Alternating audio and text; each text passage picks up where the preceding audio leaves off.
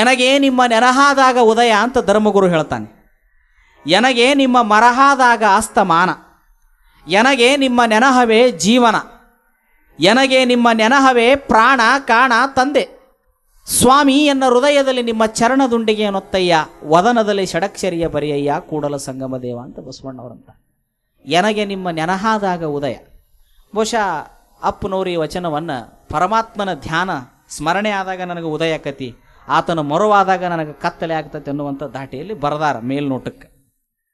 ಆದರೆ ಈ ವಚನದ ಸಾಲನ್ನು ಬೇರೆ ಬೇರೆ ಕ್ಷೇತ್ರಗಳಲ್ಲಿ ನೀವು ತಗೊಳ್ರಿ, ಎಷ್ಟು ಪ್ರಸ್ತುತ ಆಗ್ತತಿ ಈ ವಚನ ಅಂತಂತಂದ್ರೆ, ಇವತ್ತು ನೀವು ಹಿರಿಯರ ಕಟ್ಟಿದ ಮನೆಯೊಳಗಿನ ನೆರಳಿನಾಗಿರ್ತೀರಿ, ಆ ಹಿರಿಯರನ್ನು ಮರೆತರೆ ಅಂತಂದ್ರೆ ಅಲ್ಲಿ ಕತ್ತಲೆ ಬರ್ತದೆ, ಕತ್ತಲೆ ಬರ್ತದೆ. ನೆನಪಿಟ್ಕೊಂಡು ಇವತ್ತು ನಮ್ಮನ್ನು ಬೆಳೆಸಿ ಸಾಕಿ ಸಲುಹಿ ದೊಡ್ಡವ್ರನ್ನ ಮಾಡಿರ್ತಕ್ಕಂಥ ತಂದೆ ತಾಯಿಗಳ ನೆನಹನ್ನು ಮರೆತರೆ ಕತ್ತಲೆ ಬರ್ತದೆ. ಎನಗೆ ನಿಮ್ಮ ನೆನಹಾದಾಗ ಉದಯ, ಮರೆತಾಗ ಕತ್ತಲೆ ಅಸ್ತಮಾನ. ಯಾರಾದ್ರೂ ಪ್ರಶ್ನೆ ಮಾಡಿಬಿಡ್ರಿ, ನೀವು ಸಾಮಾನ್ಯವಾಗಿ ಹೇಳಿಬಿಡ್ತಾರೆ ಎಲ್ಲ ನಿಮ್ಮ ಪುಣ್ಯ, ಗುರು ಹಿರಿಯರ ಪುಣ್ಯ, ಎಲ್ಲ ನಿಮ್ಮ ಆಶೀರ್ವಾದ, ಎಲ್ಲ ನಿಮ್ಮ ಅಂತಃಕರಣ. ಹಂಗಾರೆ ಅವ್ರ ಶ್ರಮ ಏನು ಇರೋದೇ ಇಲ್ಲ. ಯಾರದಾರ ಮನೆಗೆ ಹೋಗಿರ್ತೀವಿ, ಏನ್ರಿಪ್ಪ ಮನೆ ಭಾಳ ಚಲೋ ಕಟ್ಟಿರಿ, ನಮಗೆ ಗೊತ್ತೇ ಇರೋದಿಲ್ಲ ಅವ್ರು ಯಾರು, ಸುಮ್ಮನೆ ಪರಿಚಯ ಆಗಿರ್ತಾರೆ, ಕರ್ಕೊಂಡು ಹೋಗಿರ್ತಾರೆ. ಕರ್ಕೊಂಡು ಹೋದಂಥ ಸಂದರ್ಭದಲ್ಲಿ ಎಷ್ಟು ಚಲೋ ಮನೆ ಕಟ್ಟಿರಿಪ್ಪ ಅಂದ್ರೆ ಅವ್ರು ಏನಂತಾರ, ಹೌದ್ರಿಪ್ಪ ಕಟ್ಟಿವಿ ಅಂತ ಅನ್ನಂಗಿಲ್ಲ, ಕಷ್ಟಪಟ್ಟಿವಿ ಅನ್ನಂಗಿಲ್ಲ, ಎಲ್ಲ ನಿಮ್ಮ ಪುಣ್ಯ ಅಂತ. ಯಾಕೆ ಬರಬೇಕಾತಿ ಮಾತು? ಅಲ್ಲೇ ಅವನು ಸಂಬಂಧ ಇಲ್ಲ ಸೂತ್ರ ಇಲ್ಲದಂಥವ್ರ ಮನೆಗೆ ಯಾವುದೋ ಒಂದು ಸಂದರ್ಭದಲ್ಲಿ ಪರಿಚಯ ಆಗಿ ಹೋದಂಥವ್ರ ಮನೆ ಒಳಗೆ ಎಷ್ಟು ಚಲೋ ಮನೆ ಕಟ್ಟಿರಿ, ಎಷ್ಟು ಚಲೋ ಮಕ್ಕಳನ್ನು ಓದಿಸಿರಿ ಅಂದ್ರೆ ಎಲ್ಲ ನಿಮ್ಮ ಪುಣ್ಯ ಅನ್ನಬೇಕಾದ್ರೆ ಈ ಮಾತು ಯಾಕೆ ಬರ್ಬೇಕಾತು? ಹೌದ್ರಿ, ಕಷ್ಟಪಟ್ಟು ಕಟ್ಟಿವಿ ಸ್ವಾಮಿಗಳೇ, ಶ್ರಮಪಟ್ಟು ಓದಿಸಿವಿ ಸ್ವಾಮಿಗಳೇ ಅಂತ ಹೇಳಬೇಕಾಗಿತ್ತಲ್ಲ. ಇಲ್ಲ, ಅವ್ರು ಕಷ್ಟಪಟ್ಟದ್ದು ಖರೇನ, ಅವರು ಶ್ರಮ ಪಟ್ಟದ್ದು ಖರೇನ, ಅವರು ತ್ಯಾಗ ಮಾಡಿದ್ದು ಖರೇನ, ಅವರು ತಮ್ಮ ದೇಹವನ್ನು ಮನಸ್ಸನ್ನು ದಂಡಿಸಿದ್ದು ಖರೇನ. ಆದ್ರೆ ಅದ್ರ ಒಳಗೊಂದು ಅರಿವೈತಿ. ಏನು ಅರಿವೈತಿ ಅಂದ್ರೆ, ಏನಾ ಮಾಡಿದ್ರು ನಮ್ಮ ಹಿಂದಿನ ಹಿರಿಯರು ಹೇಳ್ಯಾರ, ಅದು ನಮ್ಮದಲ್ಲ, ಅದು ಗುರುವಿನ ಪುಣ್ಯದಿಂದ ಆಗೈತಿ, ಹಿರಿಯರ ಪುಣ್ಯದಿಂದ ಆಗೈತಿ. ಇದೇ ಭಾವ ಇಟ್ಕೊಂಡು ಹೋಗು, ಇನ್ನೂ ಮುಂದೆ ಬೆಳ್ಕೊಂತ ಹೋಗತಿ ಅಂತ ತಿಳ್ಕೊಂಡು ಹಿರಿಯರು ಹೇಳ್ಯಾರ. ಆ ಗುಣ ನಮಗೆ ರಕ್ತಗತವಾಗಿ ಬಂದೈತಿ. ಅದಕ್ಕೆ ನಾವು ಯಾರದಾರ ಮನೆಗೆ ಹೋಗಿ ಕೇಳಿದ್ರೆ ಏನಂತಾರ, ಎಲ್ಲ ನಿಮ್ಮ ಪುಣ್ಯದಿಂದ ಆರಾಮದಿರಪ್ಪ ಅಂತ. ಹಂಗೆ ನಮ್ಮ ಪುಣ್ಯಕ್ಕೆ ಅವ್ರು ಆರಾಮಿರೋದಕ್ಕೆ ಏನು ವ್ಯತ್ಯಾಸ ಐತಿ, ಏನು ಸಂಬಂಧ ಐತಿ? ಹಂಗಾದ್ರೆ ಏನೂ ಗುರ್ತ ಕೂನ ಪರಿಚಯ ಇಲ್ಲದಂಥವ್ರು ಮನೆಗೆ ಹೋಗಿ ಕುಂತಾಗ ನಿಮ್ಮ ಕೃಪಾದಿಂದ ಚಲೋ ಅದೇವ್ರಪ್ಪ, ನಿಮ್ಮ ಪುಣ್ಯದಿಂದ ಆರಾಮದೇವ್ರಪ್ಪ ಅಂತ ಅನ್ನೋರು, ಹಂಗಾರೆ ಇವತ್ತು ದೇಶನೂ ಕೂಡ ಇವತ್ತು ಯಾರ ಪುಣ್ಯದಿಂದ ಆರಾಮ ಐತಿ, ಯಾರ ನೆರಳಿನೊಳಗೆ ಇವತ್ತು ಸುಖ ಐತಿ, ಆ ಮಹಾತ್ಮರನ್ನು ನಾವು ನೆನೆಬೇಕಾದದ್ದು ಅದು ಎಲ್ಲ ಪ್ರತಿಯೊಬ್ಬ ಭಾರತೀಯನ ಕರ್ತವ್ಯ ಅನ್ನುವಂಥದ್ದನ್ನು ನಾವು ಯಾರೂ ಕೂಡ ಮರಿಬಾರದು. ಹೀಗಾಗಿ ಮಹಾತ್ಮರಂ ನೆನೆವುದೇ ಘನಮುಕ್ತಿ ಪದಂ ಶಿವಾದವ ಅಂತ ತಿಳ್ಕೊಂಡು ಮಗ್ಗೇ ಮಾಯದೇವರು ಹೇಳ್ತಾರೆ. ಆ ಮಹಾತ್ಮರು ಈ ದೇಶದಲ್ಲಿ ಹುಟ್ಟಿದ್ದಾರೆ, ಈ ದೇಶಕ್ಕಾಗಿ ದುಡಿದಿದ್ದಾರೆ, ಈ ದೇಶಕ್ಕಾಗಿ ದಣದಿದ್ದಾರೆ, ರಕ್ತ ಹರಿಸಿದ್ದಾರೆ, ತಮ್ಮನ್ನು ತಾವು ತ್ಯಾಗ ಮಾಡಿದ್ದಾರೆ. ಅವರ ಶ್ರಮದ ಫಲದ ಬೆವರಿನ ಮೇಲೆ ಇವತ್ತು ಭಾರತ ಸ್ವತಂತ್ರವಾಗಿದೆ, ಸ್ವತಂತ್ರ ರಾಷ್ಟ್ರವಾಗಿದೆ ಅನ್ನುವಂಥದ್ದು ನಮ್ಮ ಗಮನದಲ್ಲಿ ಇರಬೇಕು. ಆದರೆ ಇವತ್ತು ಇಂಥ ಭಾರತವನ್ನು ಹಲವಾರು ಹೆಸರುಗಳಿಂದ ಕರಿತೀವಿ, ಹೌದಾ? ಭಾರತ ಅಂತ ಕರಿತೀವಿ, ಇಂಡಿಯಾ ಅಂತ ಅವರು ಕರೀತಾರೆ, ಹಿಂದೂಸ್ತಾನ ಅಂತ ಕರಿತೀವಿ. ನೀವು ಹಿಂದೂಸ್ತಾನ ಅನ್ರಿ, ನಮ್ಮ ಅಭ್ಯಂತರ ಇಲ್ಲ. ಯಾಕಂದ್ರೆ ಹಿಂದೂಸ್ತಾನ್, ಅಫ್ಘಾನಿಸ್ತಾನ್, ಪಾಕಿಸ್ತಾನ್, ತುರ್ಕಿಸ್ತಾನ್, ಸ್ಥಾನ್ ಅಂದ್ರ ನೆಲೆ. ನನ್ನ ಪ್ರವಚನ ಸ್ವಲ್ಪ ಇವತ್ತು ಧಾರ್ಮಿಕವಾಗಿ ಆಧ್ಯಾತ್ಮಿಕವಾಗಿ ಬರೋದಕ್ಕಿಂತಲೂ ದೇಶೀಯವಾಗಿ ಬರ್ತದೆ. ಯಾಕಂದ್ರೆ ದೇಶ ನಮಗೆ ನೆಲೆ ಕೊಟ್ಟದೆ. ದೇಶ, ನನ್ನ ಪ್ರವಚನಗಳು ಭಾರತದಲ್ಲಿ ಕರ್ನಾಟಕದಲ್ಲಿ ಹೇಳ್ತೇನೆ ಅಂತ ಪ್ರಿಯಾಕಾರ ಅವತ್ತು ಬೇರೆ ದೇಶದಾಗ ಹೇಳಬೇಕಾದ್ರೆ ಪರ್ಮಿಷನ್ ತೊಗೊಂಡು ಬರ್ಬೇಕು ನಾವು. ನಮ್ಮ ದೇಶ ಹಂಗಲ್ಲ, ಎಲ್ಲರನ್ನೂ ಒಳಗೆ ತೊಗೊಂತೈತಿ, ಬೆಕ್ಕಾದಂತರ ಬಂದ್ರೆ ಒಳಗೆ ತೊಗೊಂತೈತಿ. ಪ್ರತಿಯೊಬ್ಬರಿಗೂ ಅಭಿವ್ಯಕ್ತಿ ಸ್ವಾತಂತ್ರ್ಯವನ್ನು ಕೊಟ್ಟದ್ದು ಭಾರತ ದೇಶ. ಭಾರತ ದೇಶದಲ್ಲಿ ಮೊದಲು ಕಿಮ್ಮತ್ತಿರೋದ ಪ್ರಜೆಗಳಿಗೆ, ಆಮೇಲೆ ನಾಯಕರಿಗೆ ಐತಿ. ಆದರೆ ಇದನ್ನು ನಾವು ಪ್ರಜೆಗಳು ಎಲ್ಲಿ ಮಠ ಅರ್ಥ ಮಾಡಿಕೊಳ್ಳೋದಿಲ್ಲೋ ಅಲ್ಲಿ ಮಠ ನಾಯಕರು ನಮ್ಮನ್ನು ದುರುಪಯೋಗ ಪಡಿಸಿಕೊಂತಾರೆ. ಈ ಸತ್ಯ ನಮ್ಮ ಪ್ರಜೆಗಳಿಗೆ ಗೊತ್ತಿರಬೇಕು. ಇವತ್ತು ಈ ದೇಶ ಭಾರತ ರಾಷ್ಟ್ರಗೀತೆಯನ್ನು ಬರೆದಿರ್ತಕ್ಕಂತಹ ಬಂಗಾಳದ ಮಹಾಕವಿಯಾಗಿರ್ತಕ್ಕಂತಹ ಠಾಕೂರ್, ರವೀಂದ್ರನಾಥ ಠಾಕೂರ್, ಎಲ್ಲಿನೂ ಕೂಡ ತಮ್ಮ ಶಬ್ದದಲ್ಲಿ ಜನಗಣಮನ ಅಧಿನಾಯಕ ಅನ್ನುವಂಥ ಶಬ್ದದಲ್ಲಿ ಭಾರತ ಭಾಗ್ಯವಿದಾತ ಅಂತ ಬಳಸ್ತಾರ ಹೊರತು ಹಿಂದೂಸ್ತಾನ ಹಿಂದೂ ರಾಷ್ಟ್ರ ಅಂತ ಬಳಸೋದಿಲ್ಲ. ಪುಣ್ಯಾತ್ಮ, ಇದನ್ನ ಯಾಕೆ ವಿಚಾರ ಮಾಡಬಾರ್ದು? ನೀವೆಲ್ಲ ಕುಂತವ್ರು ಯಾಕೆ ಮಾಡಬಾರ್ದು? ಹಿಂದೂಸ್ತಾನ್ ಅನ್ರಿ, ತಪ್ಪಿಲ್ಲ. ಹೆಸರದು ವಿಜಯಪುರ ಊರಿನ ಹೆಸರು. ಹಂಗಾರೆ ವಿಜಯಪುರದಾಗ ಇದ್ದವರೆಲ್ಲರೂ ಒಂದೇ ಧರ್ಮದವ್ರು ಇದ್ದೀರೇನು?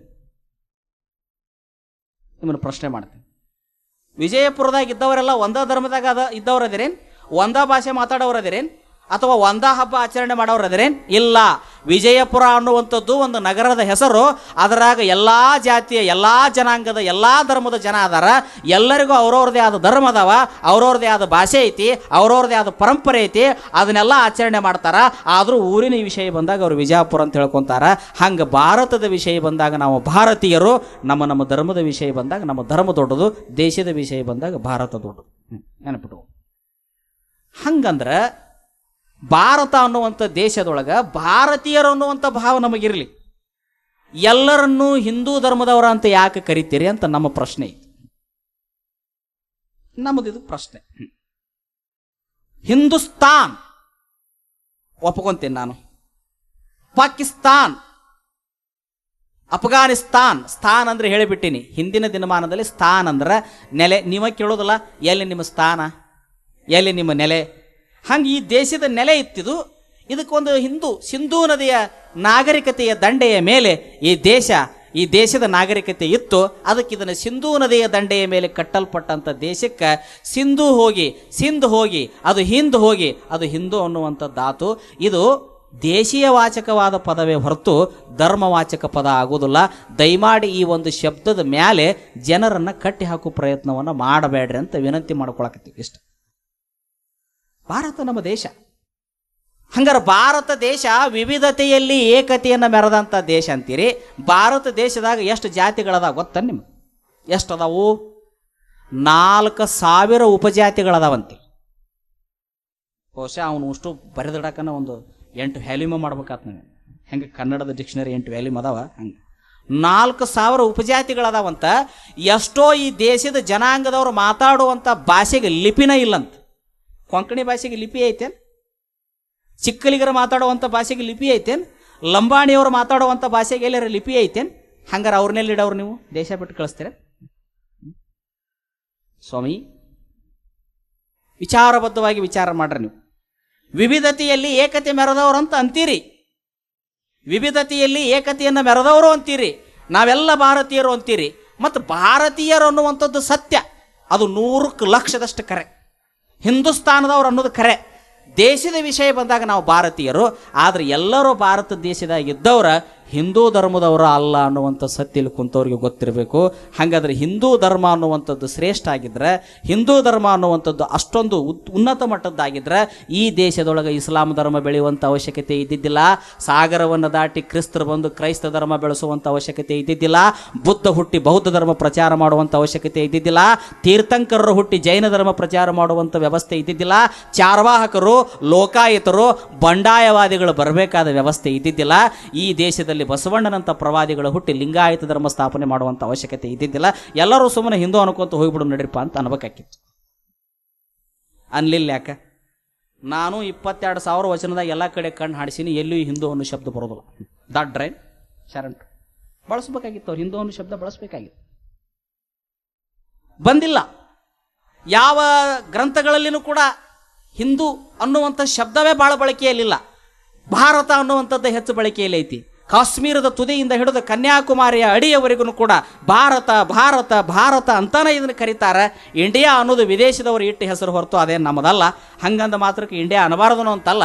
ಆದರೆ ಇಲ್ಲಿ ಏನಾಗಕತ್ತತಿ ಅಂದ್ರೆ, ದೇಶದ ವಾಚಕವಾದ ಶಬ್ದವನ್ನು ಧರ್ಮವಾಚಕ ಮಾಡಿ ನಮ್ಮನ್ನು ಭಾಳಷ್ಟು ಒಂದೇ ಎಳೆ ಒಳಗೆ ತರುವಂಥ ಪ್ರಯತ್ನಗಳು ನಡೆದಾವ.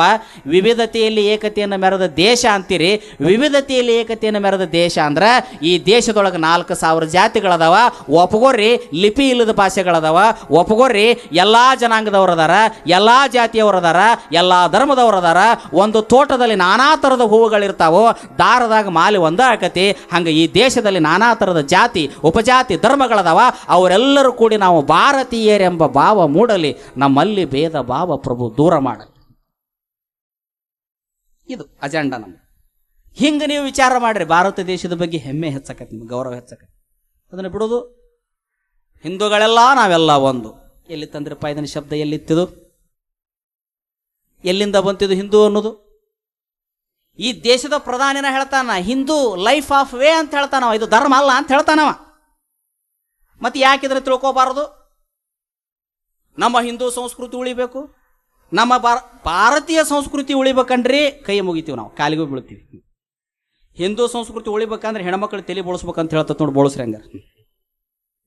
ಹಿಂದೂ ಸಂಸ್ಕೃತಿ ಉಳಿಬೇಕಂದ್ರೆ ಗಂಡ ಸತ್ತಾಗ ಗಂಡನ ಚಿತೆಯಾಗಿ ಹೆಂಡತಿ ಎತ್ತಿ ಒಗಿಬೇಕಂತ ನೋಡಂಗಾರೆ ಎತ್ತಿ ಒಗಿರಿ. ಹಿಂದೂ ಸಂಸ್ಕೃತಿ ಉಳಿಬೇಕಂದ್ರೆ ಮಹಿಳೆಯರಿಗೆ ಸಮಾನತೆ ಕೊಡಬಾರ್ದು ಅಂತ ಹೇಳ್ತದೆ ನೋಡ್ರಿ, ಹಂಗಾರೆ ಕಟ್ ಮಾಡಿ. ಹಿಂದೂ ಸಂಸ್ಕೃತಿ ಉಳಿಬೇಕಂದ್ರೆ ಹೆಣ್ಮಕ್ಳು 4 ಗಾಡಿ ಮಧ್ಯದಲ್ಲೇ ಇರ್ಬೇಕಂತ ಹೇಳ್ತಾರೆ ನೋಡಿ, ಹಂಗಾರೆ ಇಟ್ಟು ಬಿಡ್ರಿ, ಅವ್ರು ಹೊರಗೆ ತರಬೇಡ. ಬಹುಶಃ ಹೇಳೋ ಮಾತು ಭಾಳ ಬಿರುಸಾಗಬಹುದು, ಆದ್ರೆ ಪ್ರಾಮಾಣಿಕ ಅದಾವ, ಸತ್ಯ ಅದಾವ. ಮುಕ್ತ ಮನಸ್ಸಿನಿಂದ ಸ್ವೀಕಾರ ಮಾಡ್ರಿ ಈ ಮಾತುಗಳನ್ನು.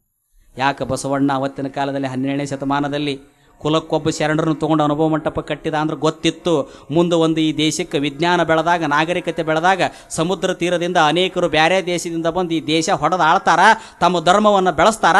ಅದಕ್ಕೆ ಈಗ ಎಲ್ಲ ಉಪಜಾತಿಗಳನ್ನು ಒಂದುಗೂಡಿಸಿ ಎಲ್ಲರನ್ನೂ ಧರ್ಮದ ಬಾಗಿಲು ಓಪನ್ ತೆಗಿನು ಅಂತೇಳಿ ಎಲ್ಲರಿಗೂ ಅನುಭವ ಮಂಟಪದ ಬಾಗಿಲು ಓಪನ್ ತೆಗೆದು ಭಾರತವನ್ನು ರಕ್ಷಣೆ ಮಾಡಿದಂಥ ಪುಣ್ಯಾತ್ಮ ಬಸವಣ್ಣ. ಈತ ಬಸವಣ್ಣನ ಮುಚ್ಚಿಟ್ಟಿರಿ, ತಪ್ಪು ಮಾಡಕತ್ತೀರಿ. ಇವತ್ತು ಈ ದೇಶದ ಬಹುತೇಕ ಹಿಂದುಳಿದ ಜನಾಂಗದವರು ಕ್ರಿಶ್ಚಿಯನ್ ಧರ್ಮ ಸ್ವೀಕಾರ ಮಾಡಿದರು. ಸ್ವಾಮಿ, ಯಾಕೆ ಸ್ವೀಕಾರ ಮಾಡಿದರು? ಯಾಕೆ ಸ್ವೀಕಾರ ಮಾಡಿದರು? ಅವ್ರಿಗೆ ಗೊತ್ತಿತ್ತು, ಅವಕಾಶ ಕೊಡಲೇ ಇಲ್ಲ ನಾವು ಅವ್ರಿಗೆ, ಅವ್ರನ್ನ ಒಳಗ ತಗೊಳ್ಳಿಲ್ಲ ನಾವು. ಬ್ಯಾಸರಾತವ್ರಿಗೆ, ರೋಷ ಹೋದರು. ಈ ದೇಶದ ಸಂವಿಧಾನವನ್ನು ಬರೆದಿರ್ತಕ್ಕಂಥ ಅಂಬೇಡ್ಕರ್ ಅವರನ್ನು ಕುರಿತು ಓದ್ರಿ, ಅವರು ತಮ್ಮ ಆತ್ಮಚರಿತ್ರೆಯಲ್ಲಿ ಬರೀತಾರೆ, ನಾನು ಹಿಂದೂ ಆಗಿ ಹುಟ್ಟಿದ್ದೇನೆ, ಆದರೆ ನಾನು ಹಿಂದೂ ಆಗಿ ಸಾಯಲಾರೆ ಅಂತ. ಬಹುಶಃ ಅಂಬೇಡ್ಕರ್ನಷ್ಟು 175 ವರ್ಷದ ಇತಿಹಾಸದಾಗ 18ನೇ ಶತಮಾನದಿಂದ ಹಿಡ್ಕೊಂಡು 21ನೇ ಶತಮಾನದ ಇಲ್ಲಿಯವರೆಗೂ ಅಂಬೇಡ್ಕರ್ನಷ್ಟು ಪುಸ್ತಕಗಳನ್ನು ಓದಿದಂಥ ಪುಣ್ಯಾತ್ಮರು ಈ ವಿಶ್ವದಲ್ಲಿ ಹುಟ್ಟಿಲ್ಲ. ಇದು ಫೈನಲ್. ಯಾರಾದರೂ ಒಪ್ಕೋಬೇಕಿದೆ. ಚಲೋದು ಬಂದಾಗ ಚಲೋನ ಅನ್ಬೇಕು ನಾವು. ಯಾರದಾದ್ರೇನು, ಹೂವು ಯಾವ್ದಾದ್ರೇನು, ವಾಸನೆ ಚಲೋ ಇದ್ರೆ ತೊಗೊತೀವಿಲ್ಲ, ಹಂಗೆ ತೊಗೋಬೇಕಿಷ್ಟ. ಅಲ್ಲಿ ಅವನ ಜಾತಿ ನೋಡುವಂಗಿಲ್ಲ. 200 ವರ್ಷದ ಇತಿಹಾಸದಲ್ಲಿ ಅವನಷ್ಟು ಓದಿದವರ ಯಾರೂ ಬರಲಿಲ್ಲ. ಎಷ್ಟು ಓದಿದ, ಎಷ್ಟು ಬರದ. ಬಹುಶಃ ಈ ಅಖಂಡ ಭಾರತಕ್ಕೆ ಒಂದು ಸಂವಿಧಾನವನ್ನು ಕೊಡಬೇಕಾದ್ರೆ ಅಂಬೇಡ್ಕರ್ ಅವರು ಆ ಸಂವಿಧಾನದಲ್ಲಿ ಒಂದು ಮಾತು ಬರೀತಾರೆ, ಭಾರತ ದೇಶದಲ್ಲಿ ಹಲವು ಜಾತಿಗಳಿದ್ದಾವೆ, ಹಲವು ಧರ್ಮಗಳಿದ್ದಾವೆ, ಅವರೆಲ್ಲ ಧರ್ಮಗಳಿಗೂ ಎಲ್ಲ ಜಾತಿಗಳಿಗೂ ಅವ್ರದ್ದೇ ಆದಂಥ ಸಂಸ್ಕೃತಿ ಇದೆ, ಧರ್ಮ ಇದೆ, ಪರಂಪರೆ ಇದೆ, ಭಾಷೆ ಇದೆ, ಅದನ್ನೆಲ್ಲ ಗೌರವಿಸಿರಿ, ಭಾರತವನ್ನು ಪ್ರೀತಿಸಿರಿ ಅಂತ ತಿಳ್ಕೊಂಡು ಒಂದು ಸಾಲು ಬರದಾನ. ಇವತ್ತು ನಾವು ಆ ಸಾಲನ್ನು ನೆನಪಿಟ್ಕೋಬೇಕು. ಎಲ್ಲರೂ ಶಿವಾನ ಅನ್ರಿ ಅಂದ್ರೆ, ಎಲ್ಲರೂ ಅಲ್ಲಾನ ಅಲ್ಲಿ ಅಂದ್ರೆ, ಎಲ್ಲರೂ ಬಸವಾನ ಅನ್ರಿ ಅಂದ್ರೆ, ಎಲ್ಲರೂ ಜೈ ಶ್ರೀರಾಮ ಅನ್ನಂದ್ರೆ ಹೊಡಿತಾರೆ ಬೇಷಂಗೆ ಓಡಾಡಿಸಿ. ಹಂಗೆ ಅನ್ನಕ್ಕೆ ಬರಂಗಿಲ್ಲ. ನಿನಗೆ ಎದ್ರ ಮ್ಯಾಗ ಅಭಿಮಾನ ಐತೆ ಅದನ್ನ ಅನ್ನಲ್ಲ. ನಿನಗೆ ಅಲ್ಲಾರ ಮ್ಯಾಗ ಐತಿ ಅನ್ನು, ನಿನಗೆ ರಾಮನ ಮ್ಯಾಗ ಐತಿ ಅನ್ನು, ನಿನಗೆ ಬಸವಣ್ಣನ ಮ್ಯಾಗ ಪ್ರೇಮ ಐತಿ ಬಸವ ಅನ್ನು, ನಿನಗೆ ಶಿವನ ಮ್ಯಾಗ ಐತಿ ಶಿವ ಅನ್ನು, ನಿನಗೆ ಗೋವಿಂದನ ಮ್ಯಾಗ ಪ್ರೇಮ ಐತಿ ಗೋವಿಂದ ಅನ್ನು, ನಿನಗೆ ಹರನ ಮ್ಯಾಗ ಪ್ರೀತಿ ಐತಿ ಹರ ಅನ್ನು, ನಿನಗೆ ದೇಶದ ಮೇಲೆ ಪ್ರೀತಿ ಐತಿ ಭಾರತ ಮಾತಕ್ಕೆ ಜೈ ಅನ್ನು, ಬ್ಯಾಡ ಅನ್ನಂಗಿಲ್ಲ. ಆದರೆ ಹಿಂಗ ಅನ್ನಂತ ಮತ್ತೊಬ್ಬರ ಮೇಲೆ ದಬ್ಬಾಳಿಕೆ ಮಾಡಕ್ಕೆ ಹೋಗಬೇಡ, ಅದನ್ನು ಭಾರತ ಎಂದು ಒಪ್ಪೋದಿಲ್ಲ ಅನ್ನುವಂಥದ್ದನ್ನು ಇವತ್ತು ನಾವು ಪ್ರಾಮಾಣಿಕವಾಗಿ ಮುಕ್ತವಾಗಿ ಒಪ್ಪಿಕೊಳ್ಳಬೇಕು. ಅದು ಬಿಜಾಪುರದಂಥ ನಾಡಿನವರು ಭಾಳ ಚಲೋ ತಿಳ್ಕೊಬೇಕು ನೀವು ಇದನ್ನೆಲ್ಲ ನೋಡಿ. ಯಾಕೆ ತಿಳ್ಕೋಬೇಕು ಅಂದರೆ ಇವತ್ತು ದೇಶ ಕೋಮುದಳ್ಳೂರಿಯಿಂದ ನಲಗುತ್ತಾ ಇದೆ, ಕೋಮುದಳ್ಳೂರಿಯಿಂದ ನಲಗುತ್ತಾ ಇದೆ. 1920ರಲ್ಲಿ ಗಾಂಧಿ ಯುಗ ಪ್ರಾರಂಭವಾಯಿತು. ಭಾರತಕ್ಕೆ ಗಾಂಧಿ ಆಫ್ರಿಕಾದಿಂದ ಬಂದಂಥ ಸಂದರ್ಭದಲ್ಲಿ ಸ್ವತಃ ಗಾಂಧಿಯವರು ಈ ದೇಶದ ಪರಿಸ್ಥಿತಿಯನ್ನು ನೋಡ್ತಾರೆ, ಸ್ವತಃ ಗಾಂಧಿಯವರು ಈ ದೇಶದ ಬಗ್ಗೆ ವಿಚಾರ ಮಾಡ್ತಾರೆ. ಗಾಂಧಿ ಅಂತವ್ರು, ಅಂಬೇಡ್ಕರ್ ಅವರು ಅಂತವ್ರು ಒಂದು ಕಡೆ ಕುಂತು ವಿಚಾರ ಮಾಡ್ತಾರೆ, ಯಾಕೆ ಭಾರತ ದೇಶ ದೊಡ್ಡದೈತಿ, ಭಾರತ ದೇಶದ ಒಂದು ಚುಂಗ್ ಆಗೋದಿಲ್ಲ ಇಂಗ್ಲೆಂಡ್. ಏಟೈತದ ಇಂಗ್ಲೆಂಡು, ನಿಮ್ಮ ಕರ್ನಾಟಕದಷ್ಟು ದೊಡ್ಡದು ಸಹಿತ ಇಲ್ಲದ ಇಂಗ್ಲೆಂಡು. ಇಂಗ್ಲೆಂಡಿನಂಥ ದೇಶದ ಜನ, ಇಂಗ್ಲೆಂಡಿನ ಬ್ರಿಟಿಷರು ಭಾಳ ದೂರದಲ್ಲಿರ್ತಕ್ಕಂತಹ ಎಷ್ಟೋ ಸಮುದ್ರಗಳನ್ನು ದಾಟಿ ಬರ್ಬೇಕು ಅವ್ರು ಭಾರತಕ್ಕೆ ಬರಬೇಕಾದ್ರೆ. ಭಾರತ ಪರ್ಯಾಯ ದ್ವೀಪ, ಒಂದು ಕಡೆ ಹಿಂದೂ ಮಹಾಸಾಗರ ಐತಿ, ಒಂದು ಕಡೆ ಬಂಗಾಳ ಕೊಲ್ಲಿ ಐತಿ, ಒಂದು ಕಡೆ ಅರೇಬ್ಯ ಸಮುದ್ರ ಐತಿ, 3 ಕಡೆ ಇದಕ್ಕೆ ನೀರ ಐತಿ, ಮ್ಯಾಲೆ ತುದಿಗೆ ಹೋದ್ರ ಅಟ ಇದಕ್ಕೆ ಭೂಮಿ ಐತಿ, ಗೊತ್ತಾ? ಇದು ಒಂದು ರೀತಿ ಪರ್ಯಾಯ ದ್ವೀಪ ಅಂತ ಕರೀತಾರ. ಮತ್ತು ವಿವಿಧತೆಯಲ್ಲಿ ಏಕತೆಯನ್ನು ಮೆರೆದ ದ್ವೀಪ ಅಂತ ಕರೀತಾರೆ. ಪ್ರಪಂಚದಲ್ಲಿ ಭಾಳಷ್ಟು ಧರ್ಮಗಳು, ಭಾಳಷ್ಟು ಮಹಾತ್ಮರು ಹುಟ್ಟಿದ್ದು ಅದು ಭಾರತದಲ್ಲಿ ಅಂತಲೇ ತಿಳ್ಕೊಂಡು ಹೇಳ್ತಾರೆ. ಒಪ್ಕೊಳ್ಬೇಕು ನಾವು ಈ ಮಾತನ್ನು ಪ್ರಾಮಾಣಿಕವಾಗಿ. ಅರಿಸ್ಟಾಟಲ್, ಪ್ಲೇಟೋ, ಅಲೆಕ್ಸಾಂಡರ್ನ ಕಾಲಕ್ಕೂ ಭಾರತ ಭಾಳ ಕಿಮ್ಮತ್ತಿನ ದೇಶ ಆಗಿತ್ತಂತ. ಅವ್ರ ಕಾಲದಾಗ ಇನ್ನೂ ಬಟ್ಟೆ ಹಾಕ್ಕೊಳ್ಳೋದು ಗೊತ್ತಿದ್ದಿದ್ದಿಲ್ಲ, ಆಲೇ ಇಲ್ಲಿ ಗುರುಕುಲದಲ್ಲಿ ಶಿಕ್ಷಣ ಇತ್ತು ಅಂತ ತಿಳ್ಕೊಂಡು ಈ ದೇಶದ ಬಗ್ಗೆ ನಾವು ಕೇಳ್ತೀವಿ. ಇಷ್ಟೊಂದು ಶ್ರೇಷ್ಠತೆಯನ್ನು, ಭವ್ಯತೆಯನ್ನು ಹೊಂದಿರತಕ್ಕಂಥ ಭಾರತ ಅಧ್ಯಾತ್ಮದ ತವರು ಮನೆ ಅಂತ ಕೇಳ್ತೀವಿ. ಅಲೆಕ್ಸಾಂಡರ್ನ ಗುರು, ಅಲೆಕ್ಸಾಂಡರ್ ಭಾರತಕ್ಕೆ ಬರೋಕ್ಕಿಂತ ಪೂರ್ವದಲ್ಲಿ ಅಲೆಕ್ಸಾಂಡರ್ಗೆ ಗುರು ಹೇಳಿದಂತ, ನೀನು ಎಲ್ಲ ದೇಶವನ್ನು ಗೆಲ್ಕೊಂತ ಹೋಗ್ತೀಯಪ್ಪ, ಆದ್ರೆ ಭಾರತ ಬಂದಾಗ ಮಾತ್ರ ನೀ ಬಾಗಿ ಹೋಗು ಅನ್ನುವಂಥ ಮಾತನ್ನು ಹೇಳಿದ್ದ ಅನ್ನೋದು ಆತನ ಇತಿಹಾಸದಲ್ಲಿ ಓದ್ತೀವಿ. ಬಹುಶಃ ಅಲೆಕ್ಸಾಂಡರ್ ಈ ದೇಶಕ್ಕೆ ಬರ್ತಾನೆ, ಬಂದು ಹಿಂದೂ ಕುಶ್ ಪರ್ವತ ಅಂತ ಐತಿ, ಬಹುಶಃ ಹಿಂದೂ ಕುಶ್ ಪರ್ವತದಲ್ಲಿ ಕುಳಿತಂಥ ಸಂದರ್ಭದಲ್ಲಿ ಒಂದು ಘಟನೆ ನಡೀತದೆ. ಆ ಘಟನೆ ಸಾಕಷ್ಟು ಮಹಾತ್ಮರು ತಮ್ಮ ಪ್ರವಚನಗಳಲ್ಲಿ ಹೇಳಿದ್ದಾರೆ, ಪ್ರಸಂಗ ಬಂತು ಅಂತ ಹೇಳ್ತೇನೆ ನಾನು ಕೂಡ. ಹಿಂದೂ ಕುಶ್ ಪರ್ವತದಲ್ಲಿ ಆತ ಕುಂತಿರ್ತಾನೆ, ಡೈರೆ ಹೊಡೆದಿರ್ತಾನೆ, ದೊಡ್ಡ ದೊಡ್ಡ ಡೈರಿ ಹೊಡೆದಿರ್ತಾನೆ, ತನ್ನ ಬಿಡಾರಗಳನ್ನು ಹೊಡಿರ್ತಾನೆ.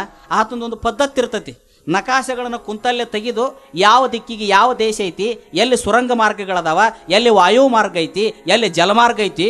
ಯಾಕಂದ್ರೆ ಅಲೆಕ್ಸಾಂಡರ್ ಅಂದ್ರೆ ಬಹುಶಃ ನನಗೆ ಗೊತ್ತಿದ್ದಂಗೆ ಈ ಪ್ರಪಂಚದಲ್ಲಿ ಏಕೈಕ ಚಕ್ರಾಧಿಪತ್ಯ ಹೊಂದಿದಂಥ ಸಾಮ್ರಾಜ್ಯಶಾಹಿ ಅಂದ್ರೆ ಅದು ಅಲೆಕ್ಸಾಂಡರ್ನ ನಾವು ಒಪ್ಕೋಬೇಕು. ಬೆಬಿಲೋನ್ ದೇಶದಿಂದ ಬರ್ತಾನೆ. ಮೆಸೊಪೊಟಮಿಯಾ, ಬೆಬಿಲೋನ್ ಅನ್ನುವಂಥ ದೊಡ್ಡ ಸಾಂಸ್ಕೃತಿಕ ರಾಷ್ಟ್ರಗಳವೆಲ್ಲ. ಈಜಿಪ್ಟ್ ಅನ್ನುವಂಥ ನಾಗರಿಕತೆಯನ್ನು ಓದ್ತೇವೆ. ಆ ಬೆಬಿಲೋನ್ ದೇಶದ ರಾಜ ಅವನಿಗೊಂದು ಮಹತ್ವಾಕಾಂಕ್ಷೆ ಇತ್ತಂತ. ಏನಿತ್ತಂತ? ಇಡೀ ದೇಶವನ್ನಲ್ಲ, ಇಡೀ ಪ್ರಪಂಚದ ಒಂದು ಭೂಮಿ ಇಂಚ್ ಗೆದ್ದಬೇಕು. ಎಲ್ಲಿ ನೋಡಿದ್ರು ಯಾರ ರಾಜ ಅಂದ್ರೆ ಅಲೆಕ್ಸಾಂಡರ್ನ ರಾಜ ಅಂತ ಹೇಳ್ಬೇಕು. ಪೌರಾತ್ಯದಾಗೂ ಅಲೆಕ್ಸಾಂಡರ್, ಪಾಶ್ಚಿಮಾತ್ಯದಾಗೂ ಅಲೆಕ್ಸಾಂಡರ್. ಪ್ರಪಂಚದಾಗ ಭೂಮಂಡಲದಾಗ ಎಲ್ಲಿ ಒಂದು ಗೇಣು ಭೂಮಿ ಐತಿ ಅಲ್ಲಿ ಯಾರು ಸಾಮ್ರಾಜ್ಯ ಇರ್ಬೇಕಂದ್ರೆ ಅಲೆಕ್ಸಾಂಡರ್ನ ಸಾಮ್ರಾಜ್ಯನೇ ಇರ್ಬೇಕಂತ ಬಂದಂತ ಮಹತ್ವಾಕಾಂಕ್ಷೆ ಉಳ್ಳಂಥ ರಾಜ ಅಲೆಕ್ಸಾಂಡರ್. ಬದುಕಿದ್ದು 36 ವರ್ಷ. 36ನೇ ವರ್ಷಕ್ಕೆ ಸತ್ತವ. ಪುಣ್ಯಾತ್ಮ ಭಾಳ ದೊಡ್ಡ ದುರಂತ. ಬದುಕಿದ್ದ 36. 18 ವರ್ಷಕ್ಕನ ಬಿಟ್ಟನಂತವ ದೇಶ ಬಿಟ್ಟನಂತ. ಪಟ್ಟಕ್ಕೆ ಬಂದ ಮೇಲೆ ಏನು ಮಾಡಲಿಲ್ಲ ಅವ. ದೊಡ್ಡ ಹಡಗ ಕಟ್ಟಿದ. ಹಡಗದಾಗ ಸೈನಿಕರನ್ನು ತಗೊಂಡ, ವೈದ್ಯರನ್ನು ತಗೊಂಡ, ಎಲ್ಲರನ್ನು ತಗೊಂಡ, ದ್ವೀಪಗಳನ್ನು ಪತ್ತೆ ಹಚ್ಕೊಂತ ಸಮುದ್ರದಾಗ ಅರ್ಧ ಆಯುಷ್ಯ ಕಳೆದ. ಎಲ್ಲೆಲ್ಲಿ ದ್ವೀಪಗಳು ಕಾಣ್ತಾವ ಅಲ್ಲಿ ಹೋಗೋದು, ಅವ್ರನ್ನ ಹೆದರ್ಸೋದು, ಅವ್ರನ್ನ ಹೊಡೆಯೋದು, ಅಲ್ಲಿ ಸಂಪತ್ತು ತಗೊಳ್ಳೋದು, ಅವುಗಳನ್ನು ಹಡಗದಾಗ ಮತ್ತೆ ತನ್ನ ದೇಶಕ್ಕೆ ಕಳಿಸೋದು. ಇದನ್ನ ಮಾಡ್ತಿದ್ದ ಅಲೆಕ್ಸಾಂಡರ್. ಸಾಮ್ರಾಜ್ಯಶಾಹಿ ಅಂದ್ರೆ ಅಲೆಕ್ಸಾಂಡರ್, ಏಕೈಕ ಚಕ್ರಾಧಿಪತಿ ಅಂತ ಅವನು ಕರೀತಾರೆ. ಬಹುಶಃ ಇಡೀ ನಮ್ಮ ಭಾರತ ಅಲ್ಲ, ಇಡೀ ನಮ್ಮ ಭೂಮಂಡಲದೊಳಗೆ 2600 ವರ್ಷಗಳ ಹೆಚ್ಚು ಕಡಿಮೆ ಇತಿಹಾಸದಾಗ ಅಲೆಕ್ಸಾಂಡರ್ನಂತ ಸಮರ್ಥ ರಾಜ ಬಂದಿಲ್ಲ ಅಂತ. ಬಹಳಷ್ಟು ತಾಕತ್ವನ ರಾಜ ಇದ್ದವ. ಅವನ ಹೆಸರು ಎಲ್ಲರಿಗೂ ಗೊತ್ತೈತಿ ನೋಡಿ. ತೊಟ್ಟಲಾಗಿನ ಕೂಸು ಕೇಳಿದ್ರೆ ಮೆಟ್ಟಿ ಬೀಳ್ತಿದ್ವು ಅಂತ ಅವನ ಹೆಸರು ಕೇಳಿದ್ರೆ ಅಷ್ಟು ಭಯಾನಕನೂ ಇದ್ದವ ನೋಡ್ರಿ ಅಲೆಕ್ಸಾಂಡರ್. ಅಷ್ಟು ಕೆಟ್ಟ, ಅಷ್ಟು ಚಲೋನೂ ಇದ್ದ. ಅಂತಾವ ಹಿಂದೂ ಕುಶ್ ಪರ್ವತಕ್ಕೆ ಬರ್ತಾನೆ. ಹಿಂದೂ ಕುಶ್ ಪರ್ವತದಲ್ಲಿ ಬಂದಾಗ ಅಲ್ಲಿ ಹೋಗುವಂಥ ಸಂದರ್ಭದೊಳಗೆ ಭಾರತದ ಒಬ್ಬ ಸಾಧು ತನ್ನ ಸಾಧನೆಯನ್ನು ಅನುಷ್ಠಾನವನ್ನು ಮಾಡಿ ಆ ಹಿಂದೂ ಕುಶ್ ಪರ್ವತದಲ್ಲಿ ಇರ್ತಾನೆ. ಹೆಂಗಿರ್ತಾನ ಅಂತಂತಂದ್ರೆ ಮೈ ಮೇಲೆ ಗೇಣು ಬಟ್ಟೆನೂ ಇರೋದಿಲ್ಲ, ಅಗದಿ ನಿರಂಬಳವಾಗಿ ದಿಗಂಬರರಾಗಿ ಆ ಸನ್ಯಾಸಿ ಇರ್ತಾನೆ. ಈತ ಎಲ್ಲ ದೇಶಗಳನ್ನು ಗೆಲ್ಲುಕೊಂತ ಬಂದ ಮೇಲೆ ಇನ್ನೇನು ಹಿಂದೂ ಕುಶ್ ಪರ್ವತ ದಾಟಿ ಭಾರತಕ್ಕೊಂದು ಹೋಗಿಬಿಟ್ರೆ, ಭಾರತವನ್ನು ಕೈವಶ ಮಾಡ್ಕೊಂಡ್ಬಿಟ್ರೆ ಇಡೀ ನಾನಾ ಸಾಮ್ರಾಜ್ಯಶಾಹಿ ಅನ್ನುವಂಥ ಒಂದು ದೊಡ್ಡ ಭ್ರಮೆ ಅವನಿಗೆ ಇರ್ತೈತಿ. ಅಂಥ ಹೊತ್ನ್ಯಾಗ ಆತ ಕುದುರೆ ತೆಗೆದುಕೊಂಡು ಹೋಗುವಂಥ ಸಂದರ್ಭದೊಳಗೆ ಅಲ್ಲಿ ಒಂದು ಗುಡಿಸಲ ಆ ಗುಡಿಸಲದಾಗ ಒಬ್ಬ ಸಾಧು, ಆ ಸಾಧು ಗುಡಿಸಲು ಹೊರಗೆ ಕೂತಿರ್ತಾನೆ. ನಡೆದ ಘಟನೆ. ಈ ಕಡೆ ಗುಡಿಸಲು ಇರ್ತಾವ, ಈ ಕಡೆ ಸಾಧು ಇರ್ತಾನ. ಸಾಧುನು ಬಿಟ್ಟು ಒಂದು 500-600 ಮೀಟರ್ ದೂರದಷ್ಟು ಅಲ್ಲಿ ಕೆಲವೊಂದಿಷ್ಟು ಬುಡಕಟ್ಟು ಜನಗಳು ಗುಡಿಸಲ ಹಾಕ್ಕೊಂಡು ತಮ್ಮ ಜೀವನ ಮಾಡ್ತಿರ್ತಾರೆ. ನಾಗರಿಕ ಅಡವೆ ಆಗಿರೋದಿಲ್ಲ, ಬುಡಕಟ್ಟು ಜನಾಂಗದವ್ರು ಅಂತ ಇರ್ತಾರಲ್ಲ, ಅಲ್ಲಿ ಜೀವನ ಮಾಡ್ತಿರ್ತಾರೆ ಗುಡಿಸಲ ಹಾಕ್ಕೊಂಡು. ಸಾಧು ಈ ಕಡೆ ಇರ್ತಾನೆ. ಈತ ಹೋಗುವಂಥ ಸಂದರ್ಭದೊಳಗೆ ಈತನು ನೋಡ್ತಾನೆ, ಮೈ ಮೇಲೆ ಬಟ್ಟೆ ಇಲ್ಲದಂಥ ಸಾಧುವಿನನ್ನು ನೋಡಿ ಈತ ಏನು ತಿಳಿತೋ ಏನೋ ಆತ ಕಣ್ಣು ಮುಚ್ಕೊಂಡು ಕುಂತಿರ್ತಾನೆ. ಸುಮ್ಮನೆ ಧ್ಯಾನ ಮಾಡ್ಕೊಂತ ಕುಂತಿರ್ತಾನೆ. ಇವನಿಗೆ ಸಿಟ್ಟು ಬರ್ತೈತಿ ರಾಜನಿಗೆ, ಅಲೆಕ್ಸಾಂಡರ್ನಿಗೆ. ಯಾಕೆ ಸಿಟ್ಟು ಬರ್ತೈತಿ? ನನ್ನಂಥ ರಾಜ ಹಾದು ಹೋಗುವಾಗ ಎದ್ದು ನಿಂದಿರ್ಬೇಕಿಲ್ಲ, ಇವ ಹಂಗೆ ಕುಂತಾನ ಅಂತೇಳಿ ಸಿಟ್ಟು ಬರ್ತೈತಿ. ನೋಡ್ರಿ ಅಹಂಕಾರ ಭಾಳ ಕೆಟ್ಟ ಅಲ್ಲ. ಮತ್ತು ಇಡೀ ಭೂಮಿನ ಗೆಲ್ತೇನಂತ ಬಂದಾನ, ಅವಂಗೆ ಅಹಂಕಾರ ಇರೋದೇನು ದೊಡ್ಡದಲ್ಲ, ಇರಬೇಕಾದದ್ದೇ. ಎಲ್ಲಾರ ಹೆಚ್ಚು ಕಡಿಮೆಯಾಗಿ ಒಂದು ಪ್ರಾಂತಕ್ಕೆ ಒಂದು ಊರಿಗೇನ ಏನಾರ ನಾವು ಅಧಿಕಾರ ಇದ್ರೆ ಮತ್ತು ನಾವು ನೆಲ ಹಿಡಿಲಾರ್ದಂಗೆ ಅಡ್ಡಾಡ್ತೀವಿ. ಮತ್ತು ಅಲೆಕ್ಸಾಂಡರ್ನಿಗೆ ಬಂದಿರೋದೇನು ತಪ್ಪಲ್ಲ, ಯೋಗ್ಯ ಐತಿ. ಯಾಕಂದ್ರೆ ಇಡೀ 12ನೇ ಭೂಮಿ ಗೆದ್ದಿದ್ದವ, ಇನ್ನು 4ನೇ ಭಾರತ ಒಂದು ಗೆದ್ದು ಬಿಟ್ಟಿದ್ರೆ ಮುಗಿದು ಹೋಗಿತ್ತು ಅವನ ಸಾಮ್ರಾಜ್ಯ. ಇಡೀ ಏಕೈಕ ಚಕ್ರಾಧಿಪತಿ ಹಾಕಿದ್ದವ. ಅಂಥವನಿಗೆ ಮತ್ತು ಅಹಂಕಾರ ಇರಬಾರ್ದನ್ರಿ ಅಂತಂತಂದ್ರೆ ಇವತ್ತಿನ ಕಾಲದಾಗ ಒಂದು ಮುನ್ಸಿಪಾಲಿಟಿ, ಒಂದು ಪಂಚಾಯತಿಗೆ ಆರಿಸಿ ಹೋದ್ರನ್ನ ಕಾರ್ ಮುಂದೆ ಬೋರ್ಡ್ ಚೇಂಜ್ ಆಕ್ಕಾವ. ಲಗ್ನ ಪತ್ರದಾಗ ಹೆಸರು ಚೇಂಜ್ ಆಕ್ಕಾವ. ಡಿಗ್ರಿ ಆಗಿರ್ತಾವ, ಇಲ್ಲ 4 ಡಿಗ್ರಿ ಹಾಕೊಂಡಿರ್ತಾನವು. ಮನುಷ್ಯನ ಪ್ರತಿಷ್ಠೆನೇ ಭಾಳ ಕೆಟ್ಟ, ಅದ ನಮ್ಮನ್ನು ಭಾಳ ಹಾಳು ಮಾಡ್ತೈತಿ. ಅದ್ರ ಬಗ್ಗೆ ಸಂದರ್ಭ ಬಂದಾಗ ವಿಸ್ತರಿಸಿ ಹೇಳ್ತೀವಿ. ಕೆಟ್ಟ ಅಹಂಕಾರ ಬಂತು. ಹೆಂಗೆ ಕುದುರೆ ಹೊಂಕರಿಸ್ತೈತಿ ಹಂಗೆ ಕುದುರೆ ಲಗಮ್ಮ ಜಗ್ಗಿ ಹಿಡ್ದ. ಕುದುರೆಗೆ ಮೂಗಿಗೆ ಒತ್ತಿ ಕುದುರೆ ಗೀಳಿಡಾಕತ್ತು. ಆ ಗೀಳಿಡುವಂಥ ಶಬ್ದಕ್ಕೆ ಸನ್ಯಾಸಿ ಕಣ್ಣು ತೆಗಿಬೇಕಿಲ್ಲ, ಕಣ್ಣು ತೆಗಿಲಿಲ್ಲ. ಅವ ಬಹಿರಂಗದ ಲೋಕದಾಗಿದ್ದರೆ ಕಣ್ಣು ತೆಗಿತಿದ್ದ, ಅವ ಅಂತರಂಗದ ಲೋಕದಲ್ಲಿದ್ದ, ಕಣ್ಣು ತೆರಲಿಲ್ಲ. ಹಿಂಗೆ ಕುದುರೆ ಒದರಿದ್ರು ಕಣ್ಣು ತೆಗಿವಲ್ಲ ಅಂತ ತಿಳ್ಕೊಂಡು ಒಂದು ತಾನ ಕೆಟ್ಟ ಚೀರಿದ. ಆತನ ಧ್ವನಿಗೆ ಸಾಧು ಕಣ್ಣು ತೆಗೆದು ನೋಡ್ತಾನೆ, ಕೈ ಮಾಡ್ತಾನೆ. ಯಾಕ ಅಂತ ಕೇಳ್ತಾನೆ ಸಾಧು. ಭಾರತದ ಒಬ್ಬ ಸಾಧು ಯಾಕಂತ ಹಿಂಗೆ ಯಾಕ ಅಂತ ಕೇಳ್ತಾನೆ. ನಿನಗೆ ಗೊತ್ತಾಗೋದಿಲ್ಲ, ನಾವೊಬ್ಬ ರಾಜ ಹೊಂಟೀನಿ. ರಾಜ ಹೊಂಟಂಥ ಸಂದರ್ಭದೊಳಗೆ ಹೆಂಗೆ ಈಚೆ ಕಡೆ ಗುಡಿಸಲದಾಗಿನ ಮಂದಿ ಹೆಂಗೆ ಅಡ್ಕೊಂಡು ಕುಂತಾರ, ನೀ ನೋಡಿದ್ರೆ ನನ್ನ ಕುಂದು ರಾಜಾರೋಷವಾಗಿ ಕಲ್ಲಿನ ಬಂಡಿ ಮೇಲೆ ಕುಂತ್ಕೊಂಡು ಕಣ್ಣು ಮುಚ್ಕೊಂಡು ಕುಂತಿ.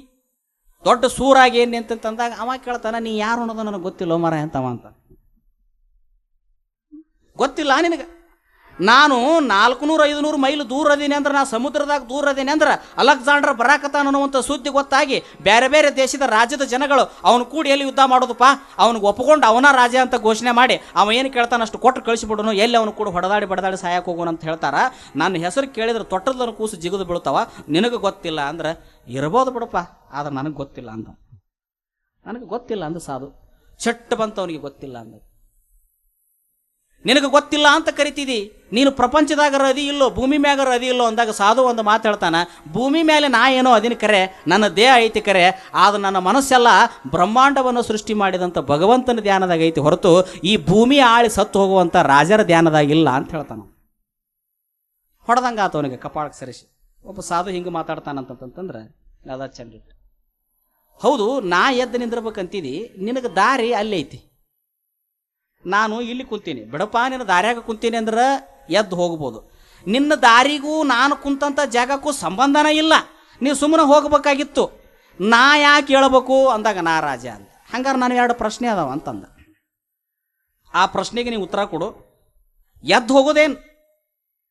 ಎಲ್ಲ ತ್ಯಾಗ ಮಾಡಿ ಬಂದು ಸನ್ಯಾಸಿ ಆಗಿನೆಲ್ಲ ನಿನ್ನ ಗುಲಾಮನಾಗೆ ಇದ್ದು ಬಿಡ್ತೇನೆ ಅಂದ ಸಾಧು. ಏನವು ಅಂತಂತಂದ.